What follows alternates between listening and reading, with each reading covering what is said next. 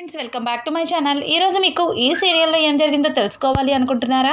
అయితే వెంటనే మనం సీరియల్లోకి వెళ్ళిపోదాం. ఇక కావ్య అప్పు సీసీ ఫుటేజ్ చూసిన తర్వాత ఇక బయటకైతే వస్తారు.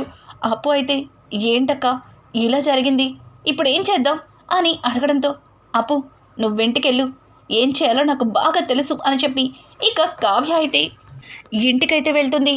ఇంటికి వెళ్ళేసరికి ఇంటి దగ్గర సేట్ వచ్చి గొడవ చేస్తూ ఉంటాడు. ఇక సేట్ గొడవ చూసి కావ్యకి ఏమీ అర్థం కాదు. అక్క ఏంటి, డాక్యుమెంట్స్ దొరికినాయి కదా, సేట్ నీకు ఇచ్చేశాడు కదా, మళ్ళీ ఎందుకు గొడవ చేస్తున్నాడు అని అంటూ ఉంటే ఇక స్వప్న అయితే అదేం లేదక్క, ఈ సేట్ దగ్గర 1,00,00,000 రూపాయలు తీసుకొని డాక్యుమెంట్స్ని ఇచ్చి వచ్చాడు నా దొంగ మగుడు. ఇప్పుడు ఆ 1,00,00,000 రూపాయలు ఇవ్వమంటే ఇవ్వకుండా పోయినాయి అని కాకమ్మ కబుర్లు చెప్తున్నారు, అందుకే సేటు గొడవ చేస్తున్నాడు అని చెప్పడంతో అదేంటక్క 1,00,00,000 రూపాయలు తీసుకొని ఆస్తి పత్రాలని రాహుల్ వీళ్ళ దగ్గర తాకట్టు పెట్టాడా అని అంటుంటే అవును, కావాలంటే సేటు చెప్తాడుగా విను అని చెప్పి ఇంకా కావ్య సేట్తో మాట్లాడితే సేట్ మేడం ఇదిగో ఈ రాహుల్ నా దగ్గర నుంచి 1,00,00,000 రూపాయలు తీసుకెళ్ళి వాళ్ళ ఆవిడ సంతకాన్ని ప్రోజరీ చేసి తీసుకొచ్చి దానికి 25,00,000 ఎక్స్ట్రా ఇంట్రెస్ట్ కింద ఇస్తానని చెప్పాడు, లేదంటే ఆస్తిని సొంతమని చెప్పాడు. కానీ ఆ అమ్మవారి భక్తురాలని మోసం చేయకూడదని స్వప్న మేడం పత్రాలని మేడం గారికి ఇచ్చేశాను. మరి నా 1,00,00,000 రూపాయలు నాకు ఇవ్వాలి కదా, నేను ఆ పైన వచ్చే 25,00,000 గురించి కూడా ఆలోచించలేదు.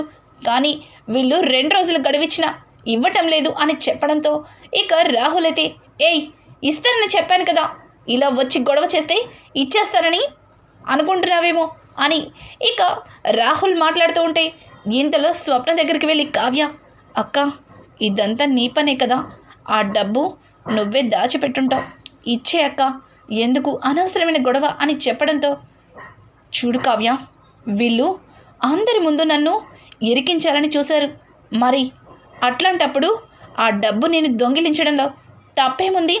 అయినా మా అత్త దగ్గర కోట్లు బాగానే కూడబెట్టింది, అందులో నుంచి 1,00,00,000 తీసుకొచ్చి ఇవ్వడానికి దాని సొమ్మే మరిగిపోయింది, ఇస్తుంది అదే అని చెప్పి ఇక స్వప్న మాట్లాడుతుంటే ఇంతలో రుద్రాణి పైనుంచి 1,00,00,000 రూపాయలు తీసుకొచ్చి ఇక అతనికి ఇచ్చి చూడు నా కొడుక్కి బుద్ధి లేదు, ఇంత వయసు వచ్చింది, నీకైనా బుద్ధి ఉండాలి కదా, రే రాహుల్ లోపలికి పద అని చెప్పి రాహుల్ని తీసుకుని అక్కడి నుంచి వెళ్ళిపోతుంది.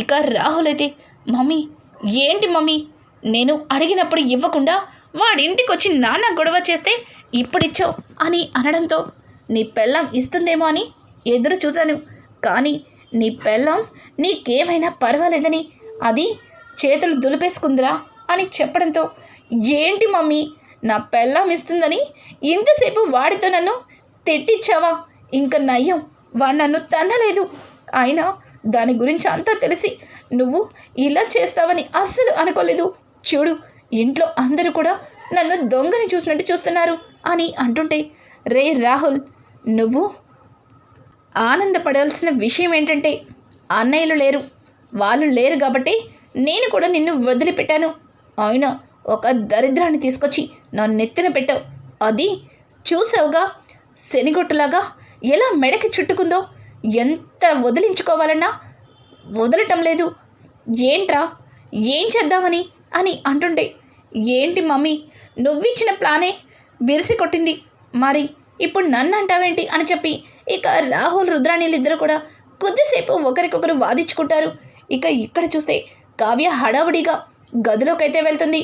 ఊయలలో పడుకున్న బాబుని తీసుకుని ఇంకా బయటికి వస్తుంటే ఇంతలో రాజ్ వాష్రూమ్ నుంచి బయటికి వచ్చి కావ్య బాబుని తీసుకెళ్తాం గమనించి ఏయ్ కళావతి, బాబుని ఎక్కడికి తీసుకెళ్తున్నావు అని అడగడంతో బాబుని బిడ్డ తల్లికి అప్పచెప్దామని అని అనడంతో ఏంటి బిడ్డ తల్లికి బాబుని అప్పగించుతావా, ఏం మాట్లాడుతున్నావు, అసలు నువ్వు నా దగ్గర నుంచి బాబుని ఎలా తీసుకెళ్తావు, ముందే చెప్పాను కదా, వాడికి అమ్మైనా నాన్నైనా నేనే అని, నా దగ్గర నుంచి బాబుని ఎందుకు తీసుకెళ్తున్నావు అని చెప్పి రాజిక కావ్య దగ్గర నుంచి బాబుని లాక్కోబోతుంటే వదలండి వదలండి, ఎన్ని రోజులు కూడా వీడి పుట్టుక రహస్యాన్ని దాచిపెట్టి చాలా అవమానాలని భరించారు. ఇంకా ఇంకా ఈ అవమానాలని నేను తట్టుకోలేను. అత్తయ్య గారు చాలా పెద్ద నిర్ణయం తీసుకున్నారు.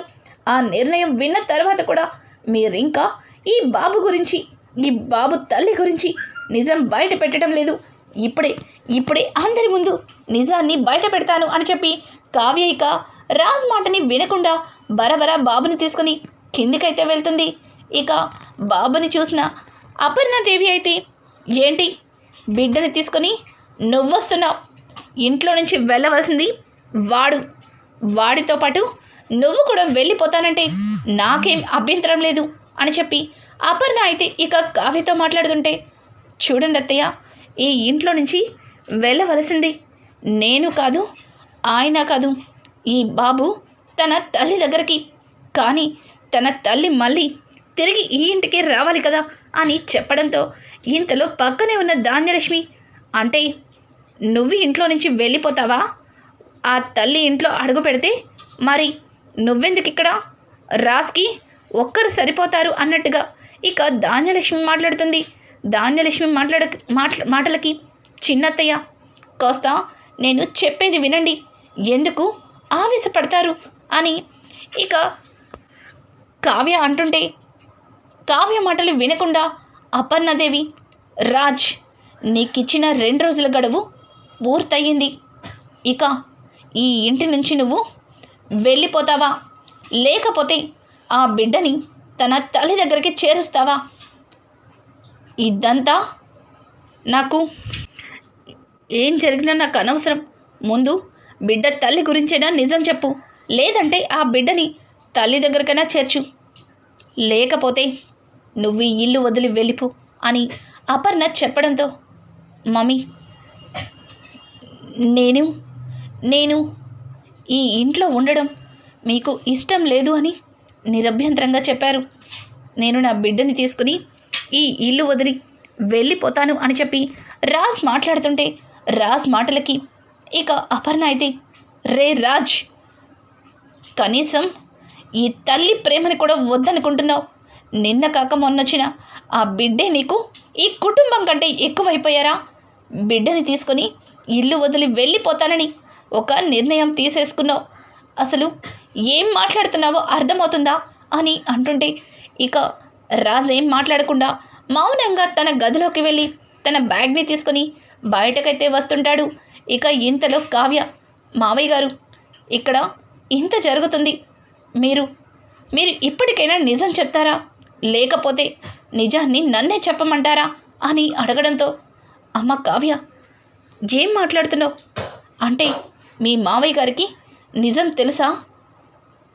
కావాలని నిజాన్ని దాచిపెట్టారా? తండ్రి కొడుకులిద్దరూ కలిసి ఏం సాధిద్దామనుకుంటున్నారు? సుభాష్, నోరు విప్పుతావా లేదా అని పెద్దావిడ ఇక సుభాష్ని నిలదీస్తుంది.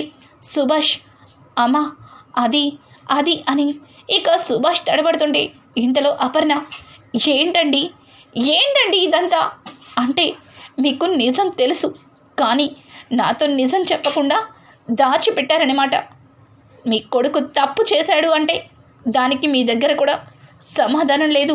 వాడు తప్పు చేశాడు, చెయ్యలేదు అన్న విషయం కూడా మీరు మాట్లాడలేదంటే మీరు నా దగ్గర ఏదో దాచిపెట్టారు.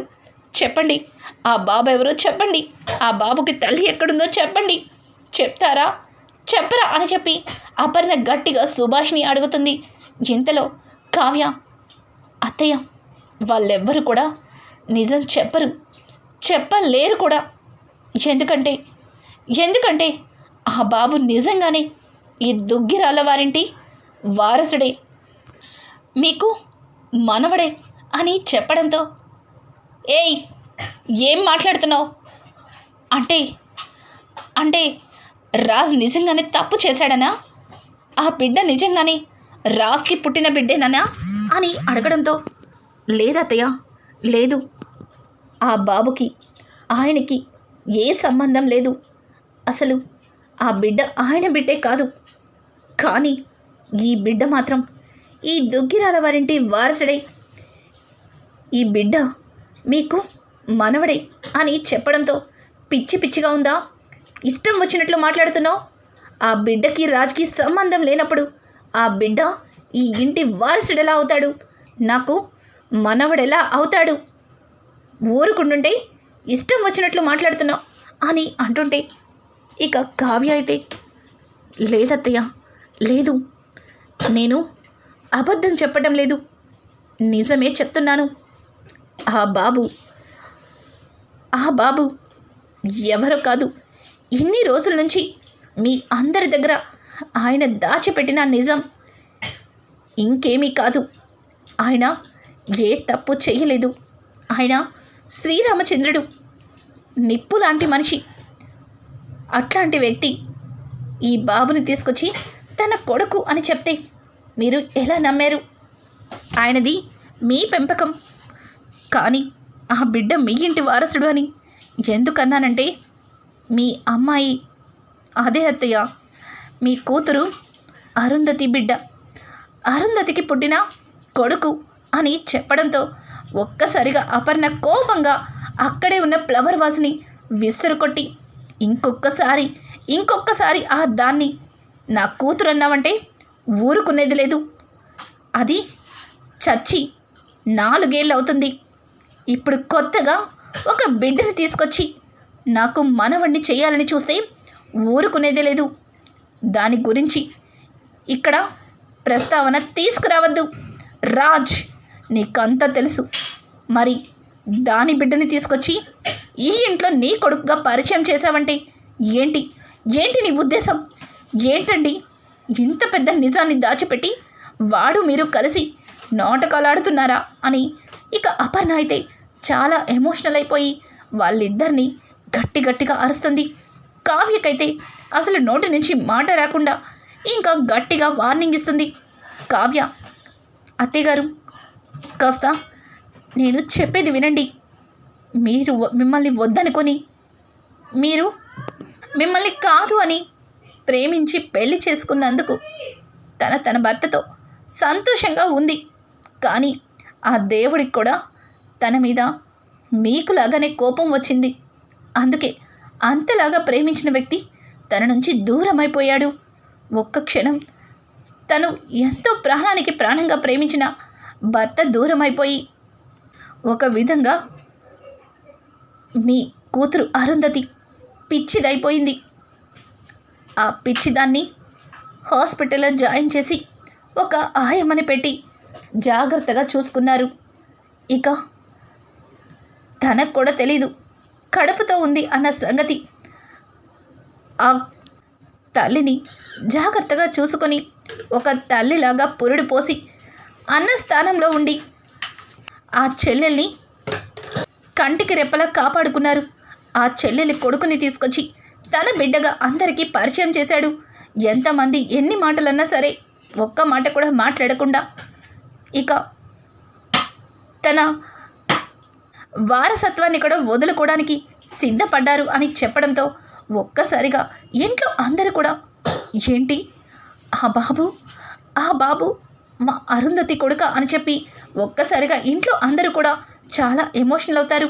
ఇక అపర్ణ అయితే ఛీ, ఈ దరిద్రం ఈ ఇంట్లో ఉండడానికి వీల్లేదు, ఈ దరిద్రాన్ని బయటికి పంపించేస్తారా లేదా అని గట్టిగా అరుస్తుంటే ఇంతలో సుభాష్ అపర్ణ దగ్గరికి వచ్చి, అపర్ణ, ఇంత జరిగినా ఇంకా నీ మనసు కరగలేదా? అక్కడ నీ కూతురు జీవితాన్ని కోల్పోయింది. మతి స్థిమితం లేకుండా పిచ్చిదానిలాగా హాస్పిటల్లో పడి ఉంది.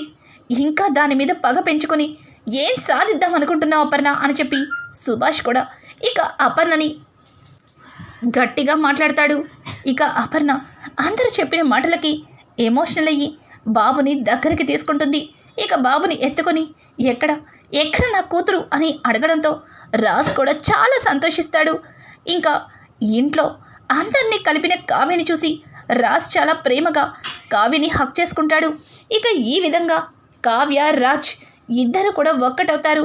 అలాగే విడిపోయిన కుటుంబాన్ని మళ్ళీ ఒక్కటి చేసిన అపర్ణ అయితే ఇక కావ్యని దగ్గరికి తీసుకొని, నువ్వు ఈ ఇంటికి కోడలిగా రావడం మేం చేసుకున్న అదృష్టం అని చెప్పి ఇక చాలా ప్రేమగా కావ్యని ముద్దాడుతుంది.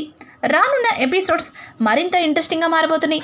ఈ వీడియో మీకు నచ్చినట్టయితే లైక్ చేసి సబ్స్క్రైబ్ చేసుకోవడం మాత్రం మర్చిపోకండి. Thanks for watching. Hi friends, welcome back to my channel. ఈరోజు మీకు ఈ సీరియల్లో ఏం జరిగిందో తెలుసుకోవాలి అనుకుంటున్నాను.